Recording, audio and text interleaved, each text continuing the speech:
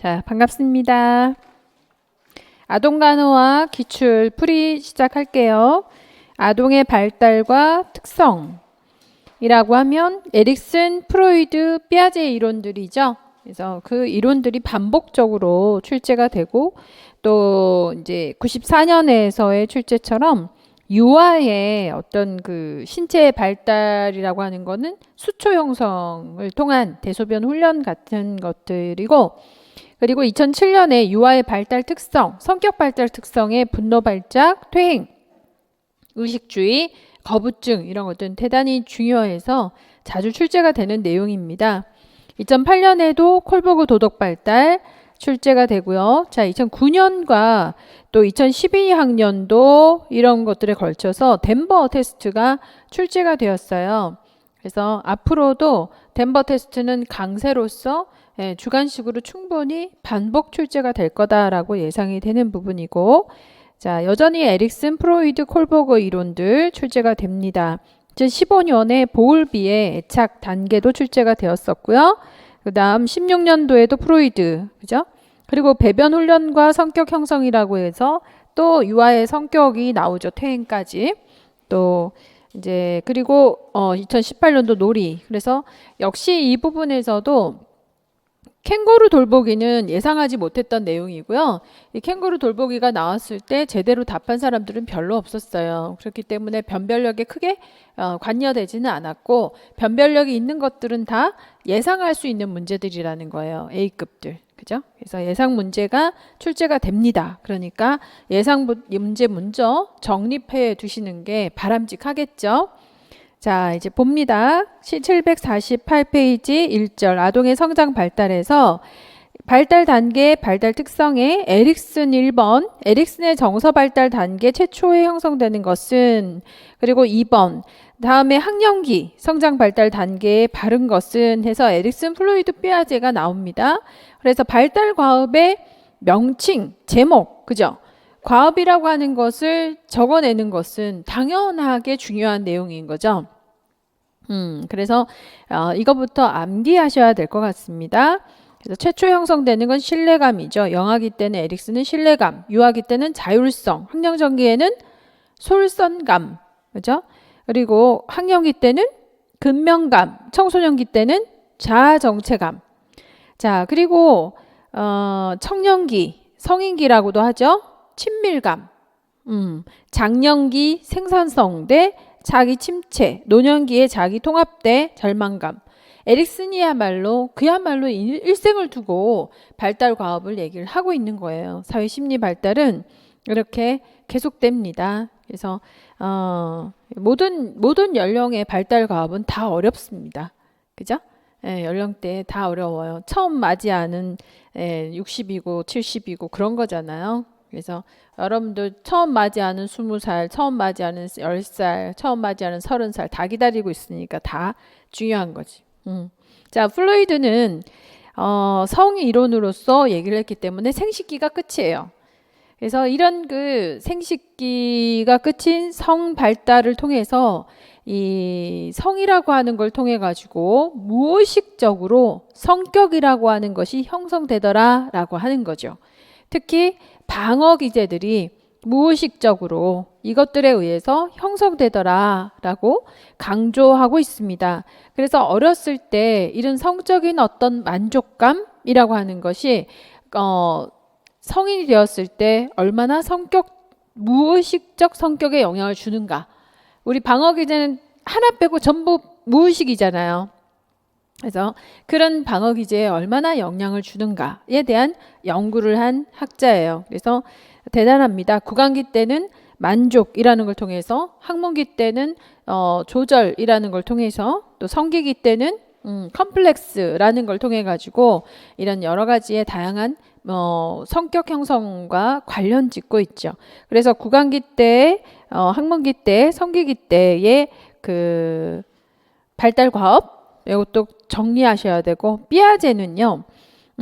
감각 운동기, 전 조작기, 구체적 조작, 형식적 조작으로 얘기를 하고 있고, 인지의 발달이라고 하는 거는 만 6세가 되어야 뇌가 정상 성인의 뇌가 인지가 되는 거죠. 그래서 우리가 뭘 배운다, 뭘 반복한다, 훈련한다 이런 것들은 사실 구체적 조작기가 되어야만 가능해지는 거죠. 하지만 그 이전에 이제 특이한 인지를 가지는 거죠. 감각 운동기 때는 오직 대상 영속성이라는 인지를 가지는 거. 그래서 나라고 하는 거를 처음 인식하기 시작하는 거예요. 대상 영속성. 그죠? 감각 운동기, 대상 영속성. 그래서 없어지지만 다시 나타날 거야. 이게 깍꿍놀이라는 거예요. 없어지지만 다시 나타날 거야. 대상 영속성을 이해하면서 나 자신에 대한 어떤 엄마하고의 분리는 되지만 나 자신에 대한 어떤 생각을 하기 시작하는 시기다라고 얘기하는 거죠. 나는 나 자신에 대한 생각, 감각운동기. 자, 들어가면서 전조작기, 전개념기하고 직관기가 있는데요. 전조작기에는 조작을 할 사물이 있어도 조작이 안 돼요. 살짝 조작은 되지만 저작이 잘 안 돼. 그래서 전조작기 사물을 보고 자기중심적으로 생각하는 거예요. 해가 왜 날 따라와? 이런 거 있잖아요. 달이 왜 날 따라와? 이런 거 있잖아요. 자기중심적으로 생각을 하는 거죠. 그래서 객관적인 현실에 대한 인식보다는 자기중심적으로 생각하는 아주 특이한 무랄론이라든가, 그죠? 병정들이 살아있어. 밤만 되면 인형들이 춤을 출 거야. 자기 생각으로 생각을 하는 거죠.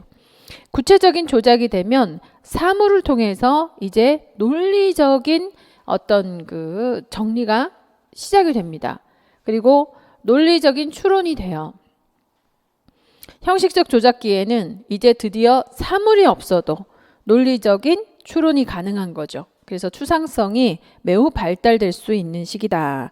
이 시기들이 다 중요하고 이 개념들이 다 중요하기 때문에 이 에릭슨과 플로이드와 피아제 이론들은 반복해서 계속 출제가 되는 거예요. 깊이 있게 이해도 하셔야 되고 명확하게 발달 가업을 기억하고 계셔야 됩니다. 반드시 얼마 되지 않은 시기 안에, 그러니까 올해 안에 출제될 수 있는 내용이에요. 자, 세 번째 문제 750페이지. 에릭슨이 말하는 학령기의 과업과 위기. 에릭슨의 발달 과업이라면 어떤 영역인가요? 사회 심리 영역이죠. 사회 심리 발달에서의 발달 과업이기 때문에 학령기 때의 발달 과업은 근면감 대 열등감. 자, 이 근면감은 무엇을 통해서 이루어졌나요? 지식과 기술이 연마되는 시기예요. 그죠? 인지와 기술이죠. 지식과 기술. 그래서 이 학령기 때는 인지, 즉 지식이라고 하는 것을 습득하면서 기술이라고 하는 것을 습득하면서 지식의 성취, 기술의 성취를 통해서 근면감이 형성이 돼요. 그래서 인지와 기술이라는 키워드를 기억하셔야 되고, 그리고 이를 통해서 성취라고 하는 키워드를 기억하셔야 되는 거죠. 누구나가 한글은 뗄 수 있어요. 언어는 습득할 수 있고 누구나가 산수 정도는 할 수 있어요. 미적분을 못하지. 형식적 조작기에 해당하는 미적분을 못하는 거지 구체적 조작에 해당하는 산수는 다 할 수 있는 거예요. 시간 계산하기 이런 거. 단지 그걸 성취하는 시기가 다를 뿐인 거지. 성취는 할 수 있어요. 그죠? 그래서 이 성취를 끝까지 하는 데에 과업을 맞춰야 된다. 끝까지 달성할 수 있도록 격려해야 되는 게 너무 중요하다. 그래야만 근면감이 형성되는 거죠. 여러분들은 교사예요. 그리고 초등학교를 가실 분들이에요. 그죠? 초등학교를 가면 어떻게 해줘야 되나? 기회를 자꾸 줘야 되는 거죠. 기회를. 할 수 있다라고 격려하면서 기회를 주는 거죠. 시간이 다를 뿐이죠. 그죠? 아이들한테 10문제를 내줬으면 시간이 다를 뿐이지. 다 풀 수 있지. 기회를 줘야죠. 기회를 주고 힌트를 주고 이러면서 나도 할 수 있구나 라고 하는 성취감을 키워준다면 근면감은 형성이 될 수 있고 넌 왜 이렇게 못해? 너는 이게 2점이 뭐야? 더해. 뭐 이렇게 되면 열등감이 형성이 되겠죠. 자, 그리고 4번. 다음에 제시된 학자의 이론에서 14, 16세 청소년기죠. 해당되고 플로이드는 생식기, 에릭슨은 정체감, 피아제는 형식적 조작기를 가지고 설명할 수 있으셔야 합니다. 자, 5번. 에릭슨이 제시한 심리사회 발달의 특성이 바르게 설명된 것은? 이라고 했어요. 또 에릭슨이에요. 예, 영아기 때는 신뢰감의 형성이죠. 무엇을 통해서? 수유, 먹는 거, 달래기, 기저귀 갈기 등을 통해서 기본 욕구가 충족되었을 때 신뢰감 형성. 유아기, 자율성이 형성되는 거죠. 수초가 형성되고 완성되니까 자율감, 이를 달성하지 못했을 때 수치심과 의심을 갖게 된다. 자, 학령정기는요. 솔선감이죠. 그래서 니은 디귿 바뀌었죠? 예, 솔선감. 이 시기에 과업을 달성하지 못하면 guilty, 죄책감이 생기게 됩니다. 학령기, 근면감을 형성하는 시기 또 나오죠. 그래서 주관식으로도 충분히 나올 수 있어요. 미음, 청소년기는 자아 정체성이 확립되는 시기. 이 시기를 어떻게 보내느냐에 따라서 주체성이 확립이 된다 또는 역할 혼돈이 나타나는 시기가 됩니다. 자, 또 넘어가서 6번.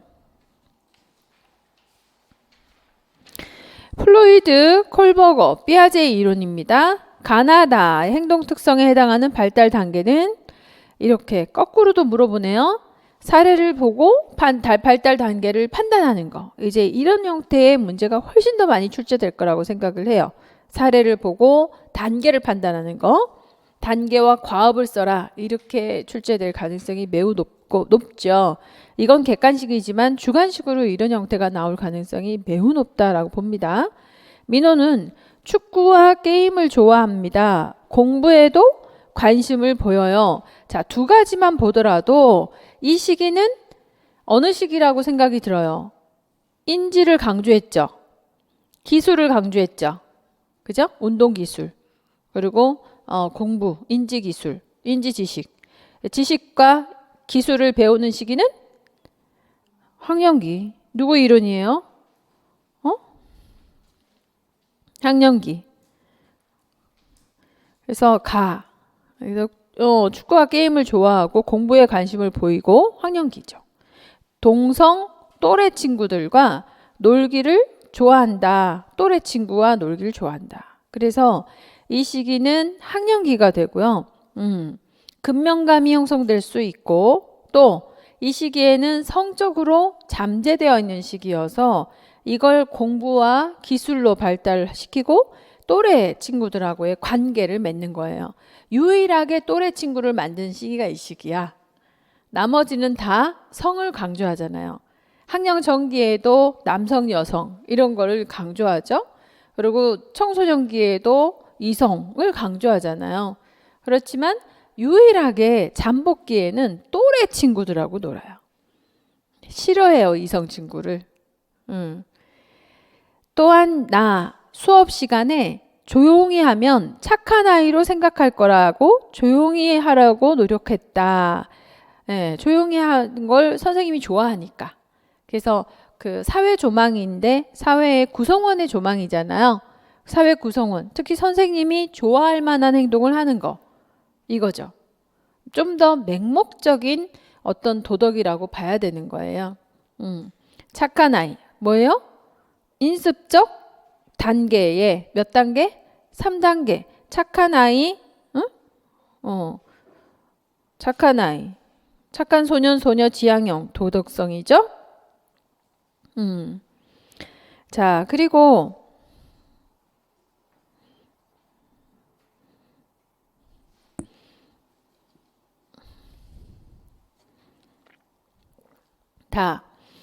같은 양의 찰흙으로 공 모양이나 긴 막대를 만들어도 찰흙의 양이 같다. 이건 구체적 조작에서 보존 개념이죠. 예, 동질성을 이해한다라는 겁니다. 찰흙의 양이 같다. 그래서 이런 내용들은 얼마든지 주관화 시켜가지고서 출제가 될 거라고 나는 생각해. 사례를 보고 판단하는 거. 자, 판단할 수 있을 정도가 돼야 됩니다. 그런데 용어도 기억이 안 나면 큰일 나는 거야. 인습적 단계, 그죠?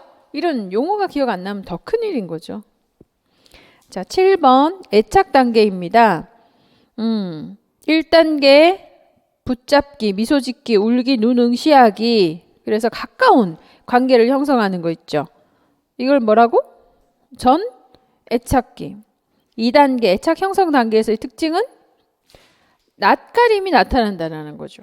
낯가림이 나타나는 이유는 어머니에 대한 신뢰감이 형성됐기 때문이에요. 3단계 명백한 애착 단계. 이미 애착된 사람에게 적극적으로 접근하면서 분리불안이 보인다. 그 다음 4단계 목표 수정 동반자 관계 단계로 들어서면 이제 분리불안이 대상 영속성의 개념 획득의 증거라는 걸 알게 되고 아동은 어머니와 협상하는 태도를 가지게 되는 거죠. 행동을 수정하려고 자신이 원하는 대로 행동을 수정하려고 하는 특성을 가지고 있다. 이렇게 그래서 기억, 니은, 디귿을 다 비워놓고 이때 5점을 주면서 쓰라고 했는데 과연 몇 명 있었을까?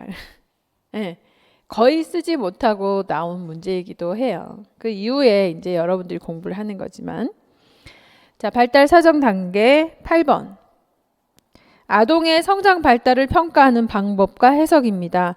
덴버2는 출생에서 6세까지 자, 뇌를 평가하는 거잖아요. 그러니까 뇌 신경 근육을 평가하니까 뇌에서 얼마나 조절이 잘 되나를 보는 거니 몇 세까지겠어?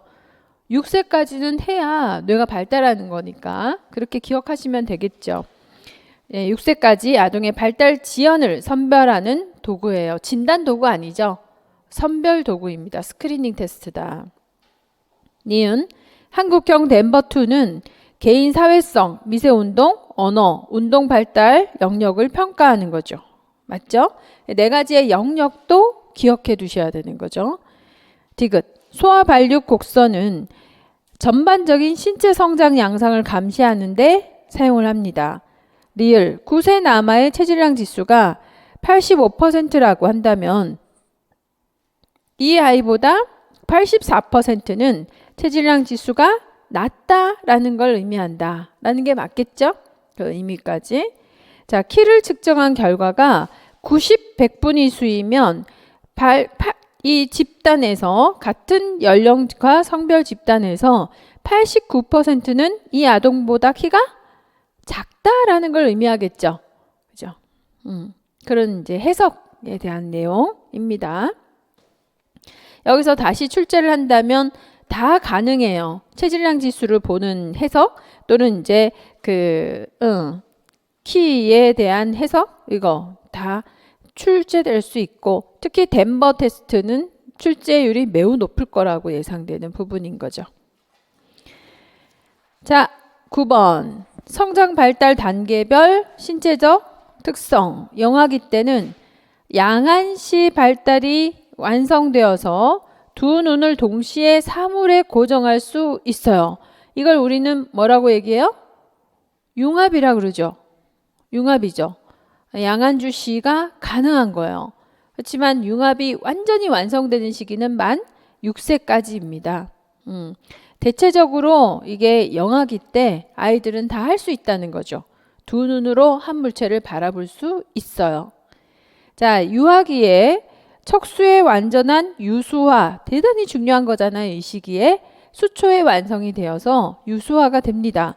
이게 유수화가 됐다라는 건 학문을 조일 수 있다라는 거죠. 네, 이게 아주 중요한 단서가 되었습니다. 그 다음 디귿 학령 전기에 림프 조직이 급격히 성장해서 최고조에 이른다. 림프 조직이 급격히 성장하는 것은 몇 세였어요? 10세에서 12세였죠. 그래서 그 성장 발달의 그 곡선 대단히 중요하다 하지 않았어요? 그 다음에 학령기 때는 골격의 광화작용이 완성되어서 근육과 골격 간의 균형이 이루어진다라고 했어요. 그게 완성된다? 골격의 광화작용이 완성되는 시기는 아니죠. 발달되는 시기일 뿐인 거지. 청소년기 호르몬의 영향으로 아포크린 한선이 활발하게 네, 작용하고 있습니다. 아포크린 한선이 주로 어디에 있어요? 이때부터 냄새 나잖아 그래서. 네, 애과, 겨드랑이 있죠. 그죠? 겨드랑이에 냄새 풀풀 이게 아포크린 한선이죠. 그래도 전 세계에서 한국 사람만이 거의 유일하게 이게 악취가 나지는 않죠. 그래서 비행기 탈 때 제일 행운이 한국 사람이 옆에 앉는 거라며 냄새 안 나서. 그래서 여기서 이제 땀 아포크린 한선은 여기 투명하고 물기가 많은 액체를 생산하는데 소금, 암모니아 이런 배설물들로 가득한 거예요. 그래서 악취가 나는 거죠. 한국 사람 제일 냄새가 안 나요. 그래도 사춘기가 되면 아포크린 한선이 발달되니까 냄새 나죠.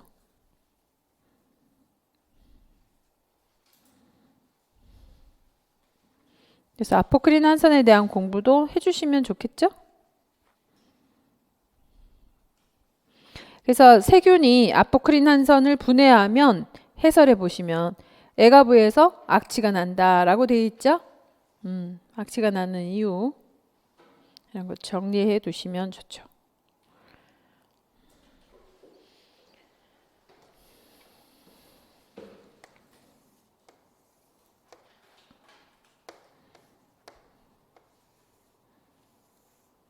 자, 이 신체 발달에서 이렇게 얘 뭐겠어요? 어느 기관이에요?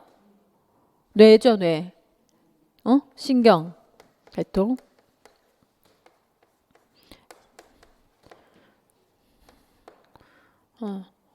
이렇게 되면 얘는 뭐야? 이거 림프죠. 10세에서 12세 제일 높아요.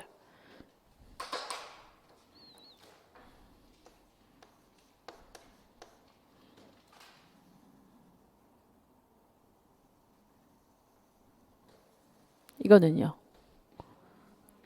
일반형이죠. 여기서 급성장 한번 했다가 다시 12세부터 급성장. 네, 일반형. S자. 또 하나 더 뭐 있지? 생식기. 생식기는 12세 때 이게 그죠? 낳다가 이렇게 되겠죠? 네.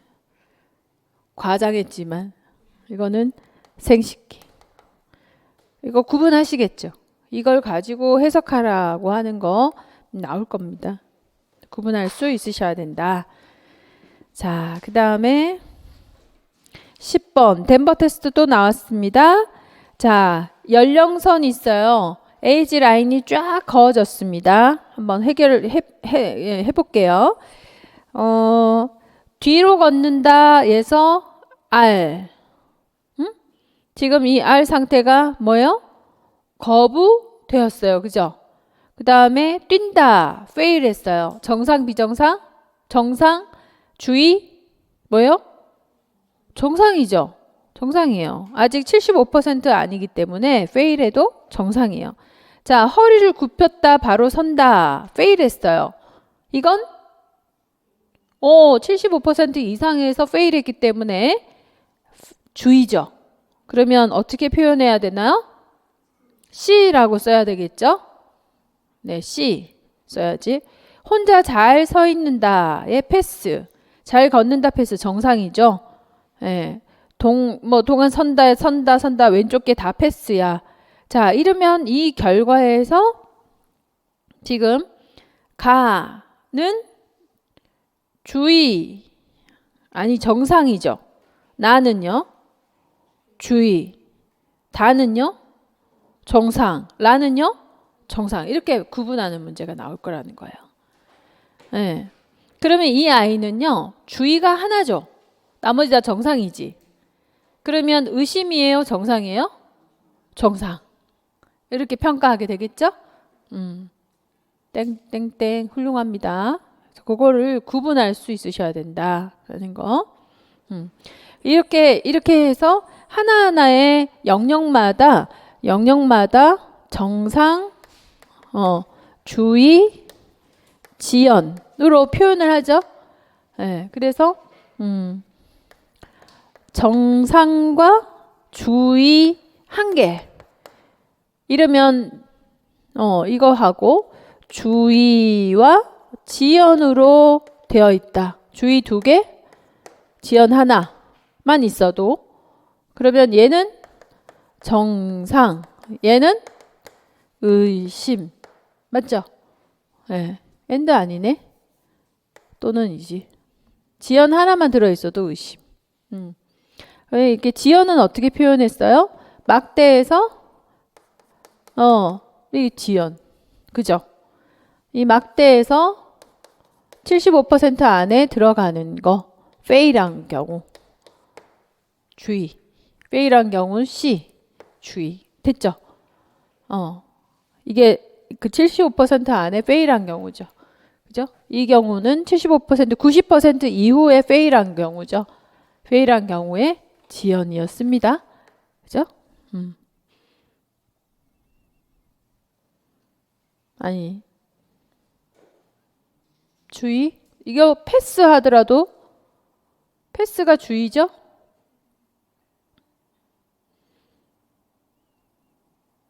맞잖아. 패스지 패스. 페일한 경우 아니 페일이네. 페일한 경우 주의. 맞죠? 내가 왜 갑자기 헷갈려?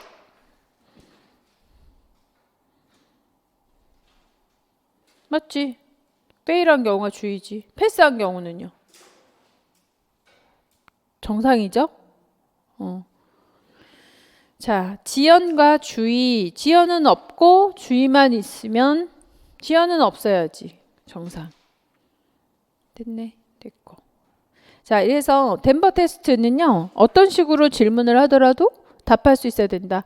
자, 이제 덴버 테스트를 봤어요. 그러면 우선 덴버 테스트 1번 제일 먼저 연령선 확인해야 되죠. 연령선 확인할 때 어떤 부분에 주의해라? 미수가일 때, 미수가인데 2주 미만일 때 있죠. 2주 이상의 미수가이다. 이러면 이제 이걸 다시 더 빼야 되는 거, 다시 더 빼기 해야 되는 거 주의하고, 연령선이 확인되면 이 연령선에 따라서 영역별로, 그죠? 영역을 확인해야 되겠죠. 4개의 영역별로 이제 패스, 페일, 거부 확인해야 되겠죠. 패스, 페일, 거부 확인합니다. 그러고 나면 이제 뭘 판단할 수 있죠? 정상 판단해야 되죠. 정상, 주의, 지연 해석해야 되죠. 늘 해석해야지. 요거는 평가를 하잖아요. 얘는 그 자체 내에서 그냥 평가해요. 그죠? 그러고 나면 이거를 해석해야지. 그래서 마지막 4번째 뭐를 해석합니까? 정상이냐? 의심이냐? 이걸 선별해야 되죠. 선별 검사죠. 이게 이제 덴버 테스트죠. 그래서 이 4가지 중에서 하나가 출제가 될걸요. 연령선을 구하라 라고 나오든지, 또는 평가를 해라, 이 평가의 의미를 해석해라 이런 게 나오든지, 아니면 선별해라, 지금 상태가 정상인지 의심인지를 선별해라, 이렇게 나올 수 있겠죠. 이거를 이제 그래서 주로 이제 신경하고 근하고를 조절하는 거를 확인하기 때문에 뇌에 대한 평가죠. 뇌에 대한 평가니까 만 몇 세까지? 만 6세까지 자라니까 만 6세까지를 얘기하는 거다. 이렇게 기억해 주시면 되는 거겠죠. 4가지 영역에 대해서.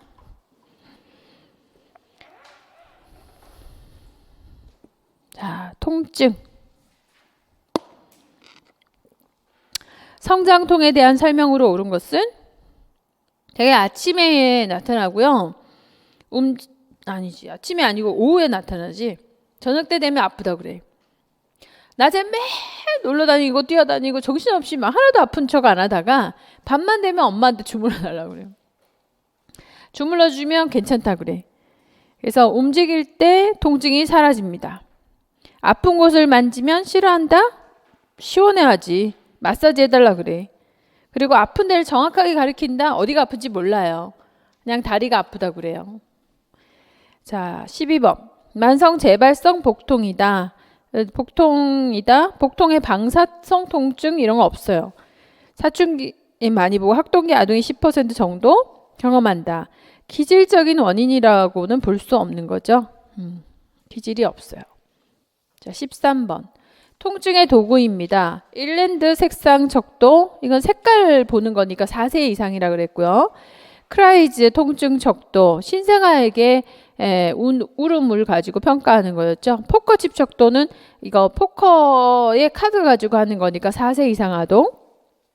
소아 청소년 통증 척도는 뭐였어요?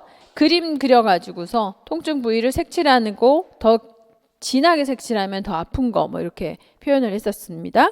그래서 만 14세, 민군이 4세니까 어떤 도구가 적합한가? 일랜드와 포커칩이겠죠. 뭐 그 정도. 자, 구강 건강. 아기가 10개월인데요. 분유가 든 젖병을 빨면서 자요. 그러면 치아 후식증이 생기는 가장 많은 원인 중에 하나죠. 유치가 빠지면 발음이 안 돼요. 유치가 빠지면 저작이 안 돼요. 그래서 유치가 보존해야 되는데 치아 후식증 생길 수가 있죠. 그래서 후식증을 예방하기 위해서 그러면 어떻게 해야 될까요? 젖병에 분유 대신 물을 넣어주세요. 이런 거죠. 그죠? 물을 넣어주세요. 네. 이런 말도 안 되는 문제가 나왔었어요. 그런데 물 맞냐고 막 물어보고. 자. 그래서 치아가 나오면 유아들의 치아가 나와요. 무슨 얘기겠어요? 이제 앞으로 이 유아들의 치아가 나온다면 어떤 문제가 나올 수 있을까? 이는 언제나 이런 거죠. 그죠? 이가 언제 나요? 처음 유치가 나는 시기가 6개월에서 7개월. 어느 이빨부터? 중절치가 나죠. 그리고 유치의 그 개수는 어떻게 구해요? 유치 개수. 개월수에서 6을 빼면 되죠. 개월수에서 6 빼면 유치 개수예요. 그런 거. 그리고 유치가 보존돼야 되는 이유는 뭐예요? 저작을 잘해서 성장해야 되니까. 4개 쓰라 그러면 4개 채워야 돼. 발음을 배워야 돼요. 또 악골의 성장을 통해서 얼굴, 페이스가 성장하는 거죠. 또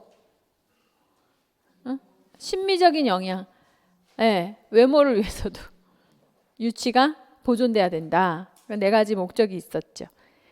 치아 관리의 4개 목적인 거죠. 치아 기능의 4개. 이걸 위해서 유치가 보존돼야 됩니다. 그래서 그 유치에 관련해서는 출제될 수 있죠. 이빨은. 762페이지. 자, 신생아기. 신생아 관리의 4대 원칙. 호흡 관리, 체온 관리, 감염 예방, 영양 관리입니다.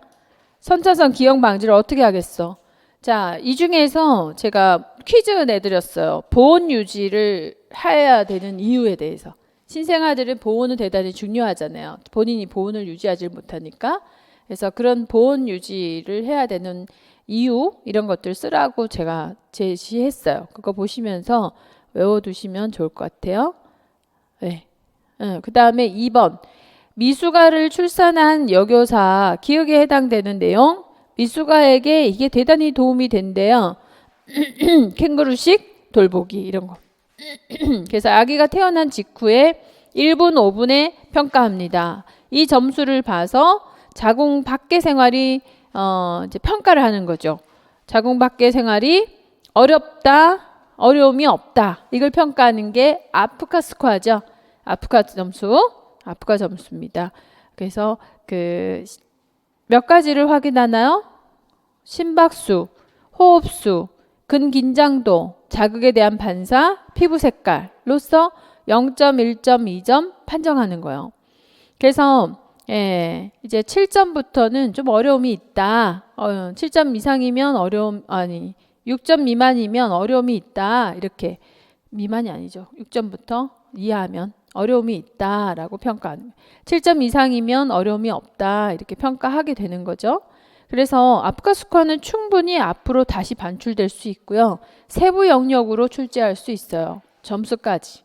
몇 점이야 이런 거 있잖아요. 몇 점이 아프가 스코어 뭐 얘기할 수 있죠. 심박수 0점, 호흡 능력 1점, 그죠? 근긴장도 1점이면 상태가 뭐냐 이렇게 할 수 있겠죠?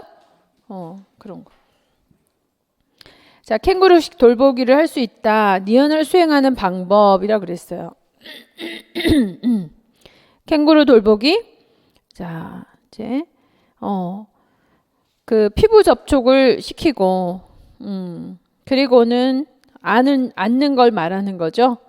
예, 그래서 엄마는 모자, 아기는 엄마는 앞섬을 열고, 아기는 기저귀와 모자만 착용을 하고, 네, 피부 접촉하는 게 캥거루 돌보기다. 이렇게 요약해 볼 수 있을 것 같아요. 다시 출제할 확률 굉장히 오랜 시간이 거의 기다려야 될 겁니다. 764페이지. 자, 영아기. 영아기가 성인보다 수분의 섭취와 배설이 많은 이유는 네. 수분의 배설, 섭취 배설이 많은 이유는 신진대사가 왕성하고 또 신장 기능이 미숙하다? 그렇죠. 미성숙해서 농축 능력이 떨어지는 거죠. 영아는 세포 내 체액이 많다.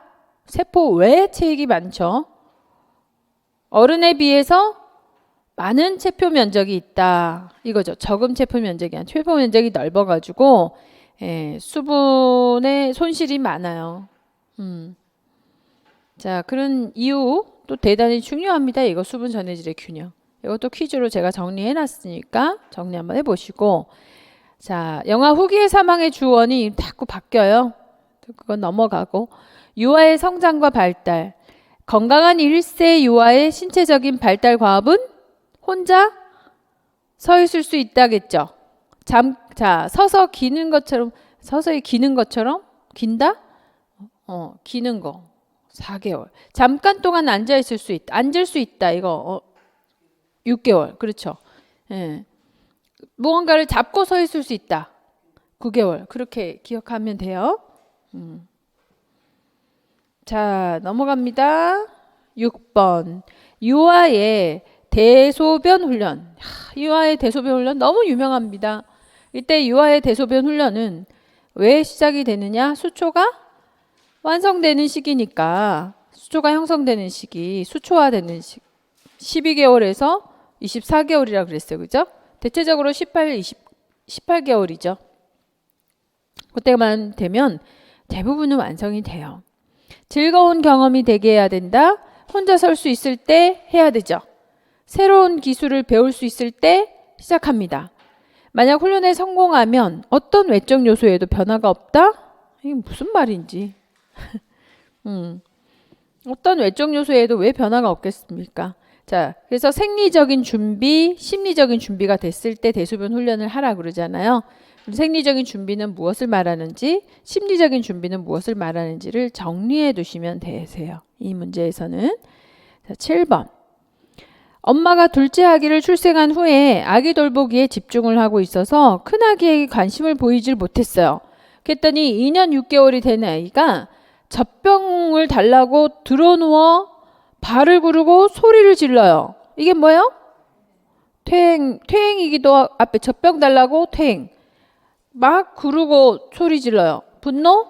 발작. 그렇죠. 분노 발작. 이렇게 판단하는 문제 나올 거고요. 또 나올 거예요. 또 나오지만 앞으로는 이런 것에 어떤 대처를 해야 되느냐. 그죠? 퇴행에 대한 대처, 분노 발작에 대한 대처. 여기까지 질문하지 않을까요? 네, 정리해 두셔야 되겠죠. 어떻게 대처하라? 그 다음에 매슬로우의 욕구 단계. 매슬로우 욕구 어떤 단계냐? 응? 관심이라고 했으니까 사랑의 소속의 욕구겠죠? 몇 단계? 3단계겠지. 1단계가 뭐예요? 생리적인 욕구. 2단계는 안전에 대한 욕구. 3단계가 예, 사랑 소속에 대한 욕구. 4단계 존중에 대한 욕구. 5단계가 자아실현. 자, 8번. 민서. 인지 발달 특성이요. 그러니까 삐아제죠. 그리고 콜버거. 도덕 발달 수준의 단계도 쓰래. 자, 3년 6개월 된 민서. 민서는 간호사. 언니는 환자. 병원놀이를 합니다. 상징놀이 하고 있네요. 자, 협동놀이 하고 있습니다. 다음 날 언니가 넘어져서 다리를 다치자 민서는 언니가 병원놀이를 했기 때문에 다쳤어. 자, 병원놀이 한 거하고 언니 다친 거하고 관계 있어 없어요? 관계 없잖아요. 근데 관계 연결하고 있어 지금. 뭐예요? 변환? 출이죠. 그렇지 않아? 변환적 사고, 변환출이죠. 출근하시는 아빠가 화상통화가 아닌 전화를 걸었는데 전화에다가 대답 대신 고개를 끄덕끄덕. 이 뭐요? 자기? 네, 중심주의. 도덕 발달의 수준. 민서는 언니를 때리면 엄마에게 혼나니까 안 때려요. 버리잖아요. 네, 그래서 처벌과 복종지향을 한다면 전 인습적 수준의 단계를 쓰라고 그래서 수준과 단계를 알고 그랬잖아요. 그러니까 전 인습적 수준 단계는 1단계죠. 예, 처벌과 복종 지향. 보상을 주느냐 벌을 주느냐에 따라 도덕 판단의 기준이 되는 거죠. 선택을 하는 거예요. 할 수 있겠다 없겠다. 할 수 있겠다. 자, 8번 같은 문제는 계속 반복될 거예요. 엄청 중요한 문제거든요. 이걸 보고 판단해야지. 그래서 학령정기 아동이나 유아 아동들에게 특히 학령정기의 자기중심적인 사고, 전조작기 너무 많이 출제. 직관적 사고, 이 개념 인지 발달의 특성이 매우 특징적이고 유아는 성격 발달의 특성이 매우 특징적이에요. 노노에이지, 거부증이라든가 퇴행이라든가 분노 발작이라든가 이런 것들. 그리고 학령정기 때는 인지 발달의 특성이 주가 돼서 출제가 됩니다. 이건 모랄론이야, 이건 자기중심이야, 이건 변환출이야 하는 것들을 판단할 수 있는 거 매우 중요하다. 계속 반복되실 겁니다. 자, 또 나왔어요. 9번에 2016년도에 출산했어요. 그랬더니 미나가 동생이 생기고 너무 힘들어요. 미나 몇 개월? 25개월이요. 미나에게 배변 훈련을 시키는 것도 힘든데 동생이 태어나. 그러니까 한 가지의 과업에 또 한 가지의 과업을 얹지 말라 그랬어요. 그죠? 그래서 차라리 배변 훈련을 하지 말든가. 아기가 태어나는 걸 막을 수 없다면. 그래서 미나가 변했어요. 어떻게 변했어요? 내가 동생을 안고 있으면 자기도 안아달라고 떼쓰고 젖병을 물고 이래요. 아기처럼 말하고요. 뭐예요 이게? 네, 퇴행이죠. 그래서 플로이드의 심리성적 발달 이론에 근거해서 미나는 어느 단계죠? 플로이드라 그러면은 심리성적 발달이잖아요. 네, 이게 학문기예요? 아니면 남근기예요? 25개월입니다. 학문기죠. 학문기에 해당이 된다. 그래서 지금 배변 훈련하고 있잖아요. 뭘 더 고민해. 배변 훈련한다며. 25개월 갖고 고민할 게 아니라 지금 배변 훈련하고 있다는 거 하는 거잖아요. 네, 학문기지. 그래서 물어보는 거예요. 배변 훈련이라고 써주면서. 자, 배변 훈련과 성격 형성하고의 관계를 심리 성적 발달 이론에 근거해서 제시해라. 배변 훈련을 너무 완고하게 시키면 어떤 문제가 생겨요? 강박적으로 바뀐다라고 얘기하고 싶은 거예요. 그죠? 배변 훈련과 강박적 성격하고의 관계를 물어본 거죠. 얼마나 유명한 얘기예요. 네, 이걸 못 쓴다? 네, 부끄러워해야 될 일인 거지.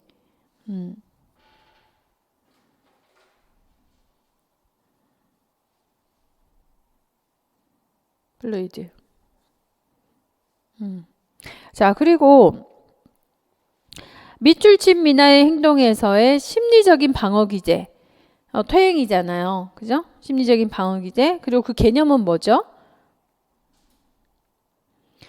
성공적인 발달 과업의 형태로 되돌아가는 거예요. 발달 과업이 성공적으로 이루었던 상태로 돌아가는 거죠.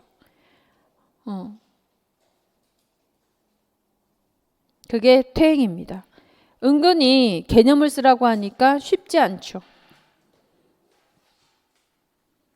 그래서 이건 정신과하고 아동기하고 항상 이렇게 연합해가지고 정리가 되면 좋죠.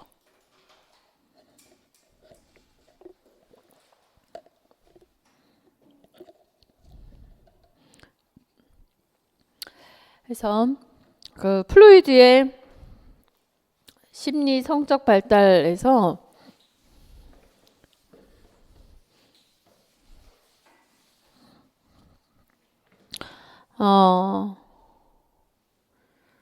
학문기 이런 식으로 정리해도 도움이 돼요. 학문기 때 욕구가 충족이 되면, 욕구가 결핍이 되면 어떻게 된다? 학문기 때 욕구가 충족이 되면 배변 훈련하잖아요. 이게 욕구가 충전이 되면 자율성, 또 통제력, 또 독립성 이런 게 길러지겠죠. 결핍이 됐어요. 어떻게 될까요? 강박주의, 그죠? 강박적, 즉 완벽주의, 완벽주의 또는 완고함, 이런 것들이 배우게 되겠죠. 강박주의, 그러니까 질서정연한 거 있잖아요. 너무 질서정연한 거, 완벽주의, 완고함 이런 것에서 좀 유별난 엄마들, 앞서서 항상 이렇게 저렇게 하고 싶은 엄마들 사이에서 이런 성향들이 많죠. 이걸 안 하면 불안해. 딱 칼처럼 정리해야 되고 뭘 할 거면 뭘 해야 되고, 그러니까 혼자 막 바빠 죽어요. 힘들어. 이거 안 하면 불안하니까. 그래서 강박적 성격이라 그러죠. 강박적 성향을 가지게 되는 거예요.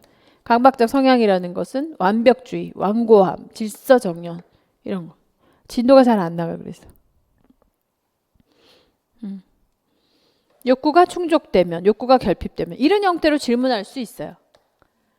욕구가 충족되면 어떤 걸 얻지? 이런 거 있죠. 욕구가 결핍되면 어떤 부족함이 생기죠? 이런 것들을 어떻게 되죠? 이렇게 물어보는 거. 그 문제라고 생각하시면 돼요. 그러니까 플로이드의 그 구간별로 다 그렇게 생각하시면 되겠죠. 구간기 때에 욕구가 충족되면 만족감을 얻을 수 있죠. 신뢰감을 얻을 수 있죠. 안정감을 얻을 수 있잖아요. 그런 거죠. 욕구 결핍되면 불신감이 생기게 되죠. 불만족스러운 성향을 가지게 되죠. 맨날 남 탓하고 주위 탓하고 이렇게 되는 거예요. 그런 거. 이런 형태로도 해석을 해보세요. 욕구 결핍, 욕구 충족일 때. 자, 학령정기 아동 제1 대구치가 나오는 일반적인 연령은 만 6세겠지? 그죠? 6세, 6, 7세. 제1 대구치. 그래서 명명하는 거 중요해요. 어느 치아가 먼저 나느냐, 몇 세에 몇 개. 영구치가 나오는 첫 번째 영구치의 이름, 그리고 연령. 이렇게 물을 거예요. 생각보다 이빨 문제는 많이 나와요. 자, 11번. 소아가 자신의 성 역할이나 성 유형이 뚜렷해지는 시기 언제였어요? 성에 대해서 처음 알게 돼. 그래서 성기에 집중하는 시기, 수음, 놀이 이런 거. 언제예요? 유아요? 학령정기지. 학령정기 때. 그래서 이때 오디푸스 컴플렉스, 일렉트라 컴플렉스, 그죠? 그리고 성이라고 하는 걸 처음 느껴서 이 성에 대해서 굉장히 놀이를 많이 해요. 그래서 엄마 놀이, 아빠 놀이. 회사놀이 이러면 회사놀이 하면 뭐 부장 뭐 계장 이렇게 하지 않아요. 회사놀이 하면 남자애는 서류 가방 들고요. 들고 나가. 그럼 엄마는 앞치마 입고 나가요. 그래서 다녀오세요 하면 그래 잘 갔다 올게 뭐 이런 놀이 하는 게 회사놀이에요. 그런 거 하는 거예요. 그래서 역할놀이, 모방놀이 이런 거를 늘 간호사, 환자, 간호사는 여자 또 환자는 또 남자 이런 형태로 많이 하죠. 택시 기사 놀이 이러면은 운전사는 남자, 그리고 타고 있는 여자 뭐 이런 형태로 해서 이런 희한하게 애들이 놀이를 할 때 성에 대한 걸 모방하는 걸 굉장히 많이 볼 수 있어요. 성에 대한 걸 깨닫고 아 다르구나. 그리고 실망하기도 하고 기대하기도 하고 컴플렉스로 나타나는 거죠. 그래서 이런 그 충분하게 역할, 성에 대한 어떤 역할 이런 것들이 제대로 되지 않았을 때 도구적인 관점을 가질 수 있어요. 성격 장애가 나타날 수 있다고. 그 다음에 그래서 대단히 중요해요. 근데 아직까지 학령전기에 이 플루이드의 관점이 나오질 않았어요. 플루이드의 관점이 생각보다 많이 출제됩니다. 구강도 중요하고 그리고 항문기도 중요해요. 항문기 나왔잖아요. 성기기도 중요하지. 남근기 중요하죠. 학령전기 때도 나올 겁니다. 12번 놀이 유형이에요. 18년도 출제 문제. 제 조카가 노는데요. 친구들과 우르르 몰려다니면서 공놀이를 하는데요. 미끄럼 타고 어울려 놀고요. 규칙은 없어요. 그리고 장난감을 가지고 노는데요. 서로 어울려 놀지는 않더라고요. 니은 우리 아이는 또래와 한 장소에서 같은 종류의 장난감을 갖고 놀긴 하는데 서로 어울리지는 않더라고요. 놀이 하면 기억놀이 맨날 나옵니다. 이 무슨 놀이라 그랬어요? 연합놀이. 연합이 생각이 안 나면 망조죠.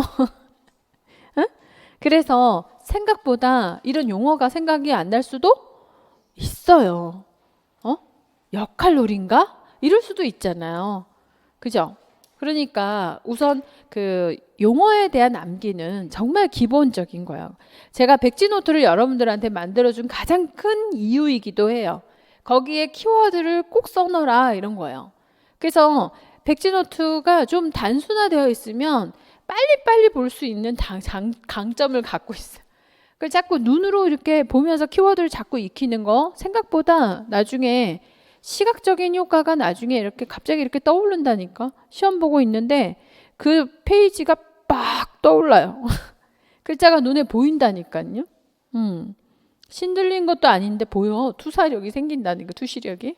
그런 효과를 위해서 자주 보셔야 되는 거죠. 그런 효과를 가지라고 보라고 그러는 거예요.